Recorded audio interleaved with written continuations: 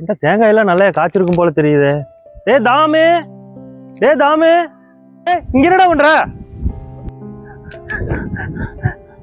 ஏன்டா அழுகுற? என் பொண்டாட்டி என்னை ஏதாவது சாதிக்க சொல்றான். அப்படியே சொல்லிட்டு அவன் ஊருக்கு போயிட்டா. நான் என்ன சாதிப்பேன் எனக்கே தெரியல. உன் பொண்டாட்டி கூட வாழ்றதே பெரிய சாதனை, இதுக்கெல்லாமா போய் அழுதுட்டு இருப்ப? அது உனக்கு தெரியுதுடா, அவளுக்கு தெரியலடா. சாதிக்கணுமாமா? ஏதாவது ஒண்ணு சாதிக்க சொல்றடா, என்ன பண்றதுன்னே தெரியலடா. அவ்வளவுதானா? நாளைக்கு காலையில லடாக் போறோம்டா, சாதிக்கிறோம்டா. லடாக்கா? லடாக் போய் என்னடா சாதிக்க போறோம்? லடாக்டா, அவன் பைக்ல போவான், கார்ல போவான், பிளைட்ல போவான். நம்ம 90 கிட்ஸ்டா, நம்ம வண்டியில போலாம்டா. சும்மா டக்கு டக்குன்னு போலாம்டா.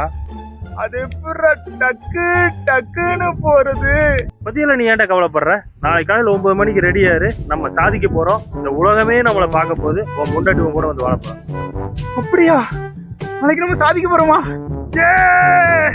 நாளைக்கு காலையில ரெடியா இருக்கிற, நீ வந்துரு. சும்மா டக்கு டக்குன்னு போலாம்.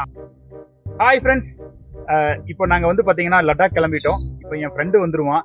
ஸோ அவன் தான் ஃபுல் அரேஞ்ச்மெண்ட் பண்ணியிருக்கான். நாங்க சாதிக்க போறோம், லடாக் போக போறோம்.